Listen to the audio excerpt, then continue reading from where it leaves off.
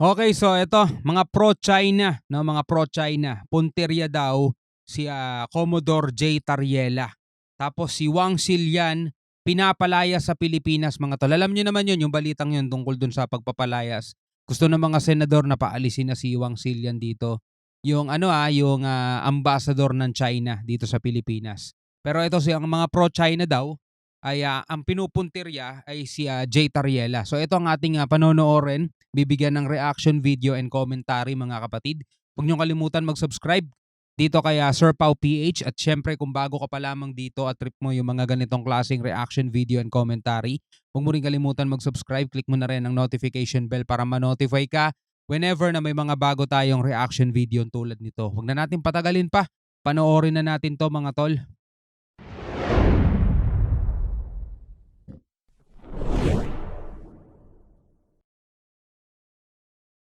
Magandang araw sa inyong lahat mga kaalyado at welcome sa isa na namang content. Pag-usapan natin ngayon itong tungkol sa mga pro-China critics o mga modern day makapili na kung i-analyze nating mabuti mga kaalyado, ang salitang pro-China at modern day makapili is maaaring kasing kahulugan o synonyms ng salitang traidor sa bayan. So tara, umpisahan na natin to mga kaalyado. Galing sa Inquirer.net.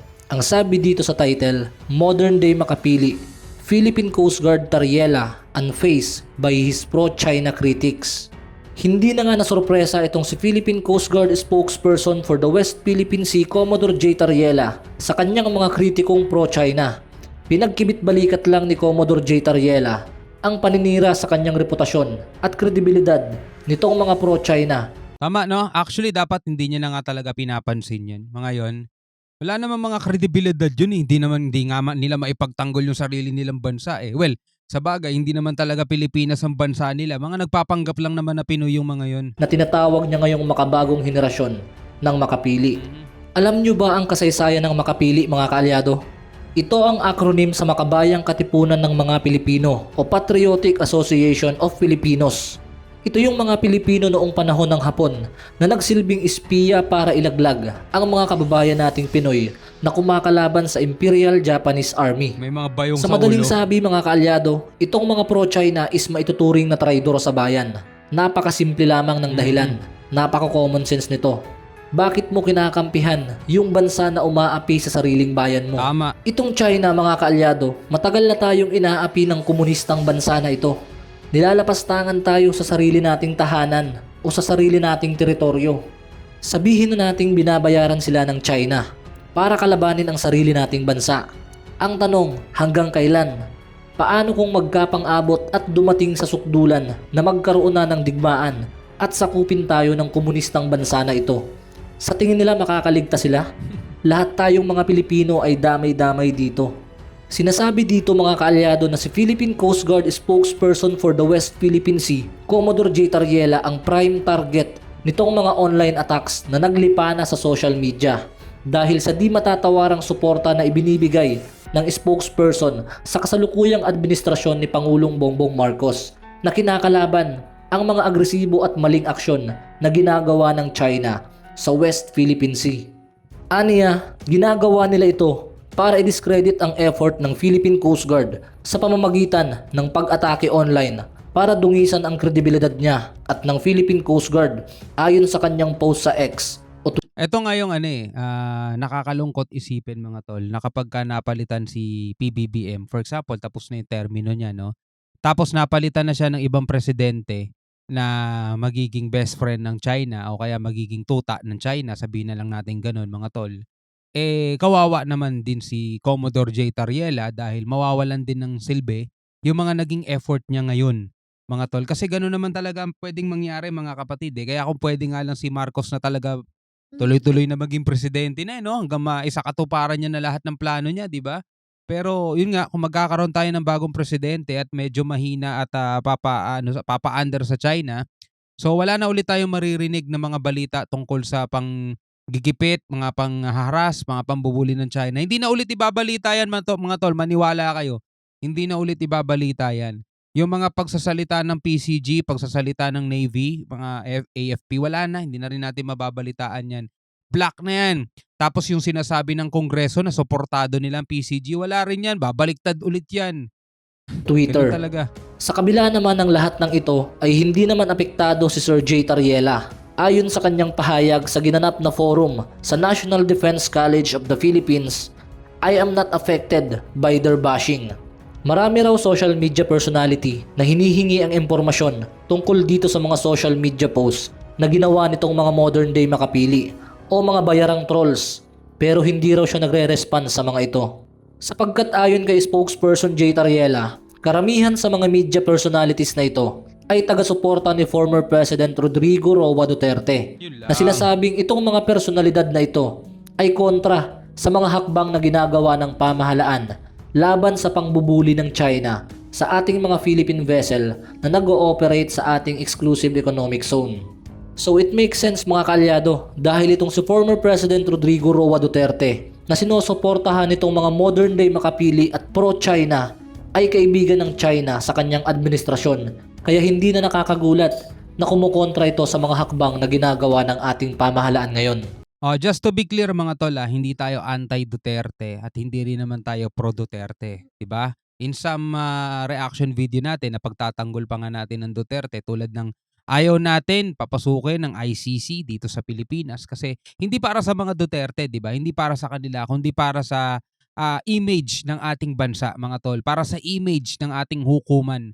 Na kahit na alam naman nating mabagal na, hindi naman nangangahulugan na talagang sirain na natin ng tuluyan yung kanilang image, yung imahe nila sa buong mundo na talagang wala ng justice system na maayos dito sa Pilipinas, kaya kailangan na natin tulong ng mga banyaga. 'Di ba? Huwag naman sana tayong umabot sa ganun. So hindi para sa pagtatanggol sa mga Duterte pero pro pa rin ako dun sa naging drug war nila nung nakaraan, mga kapatid.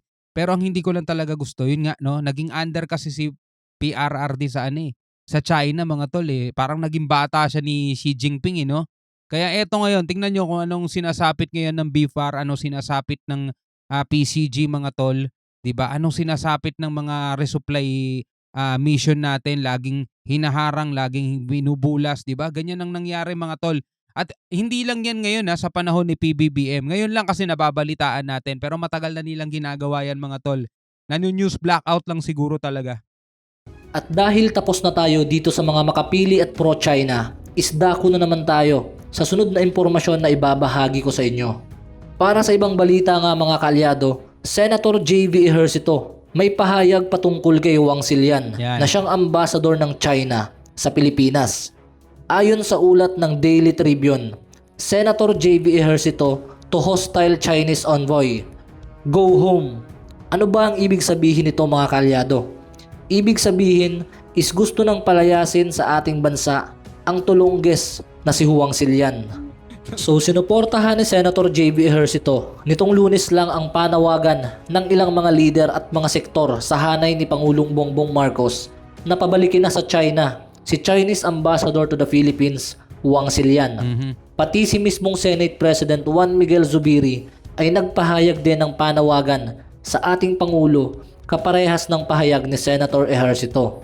Sa isang chance interview ng mga media kay Senator Ejercito, sinabi nitong si Wang Xilian na Chinese envoy to the Philippines mula noong 2019 ay dapat at kinakailangan ng palayasin sa ating bansa dahil sa paggatong nito sa tensyon sa West Philippine Sea.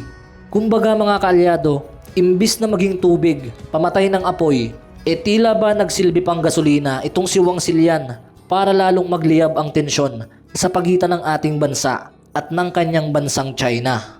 Very hostile itong si Wang Xilian. Siya pa ang laging galit sa ating bansa kahit nakikita niyang bansa niya ang ugat ng lahat ng karahasan sa rehiyon.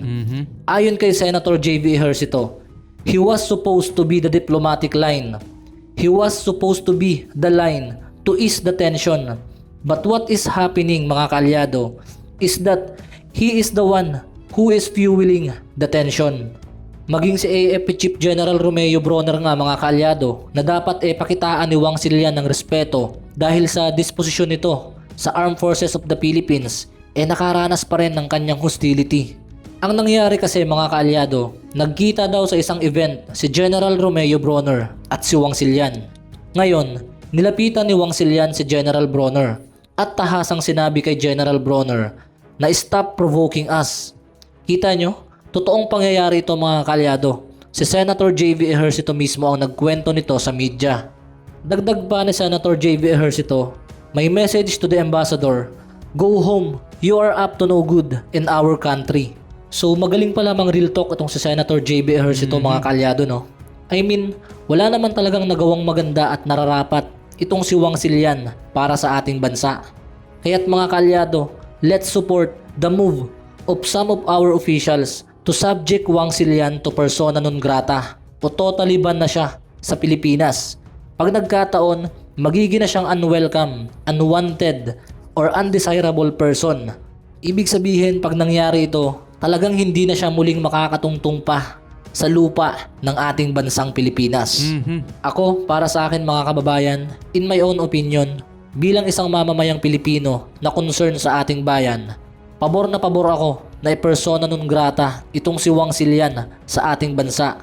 Dahil kagaya nga ng sinabi ni Senator J.B. Ejercito, walang nagawang maganda itong ambassador na ito sa ating bayan kung hindi puro pang aalipusta. So kayo mga kaalyado, anong opinion ninyo?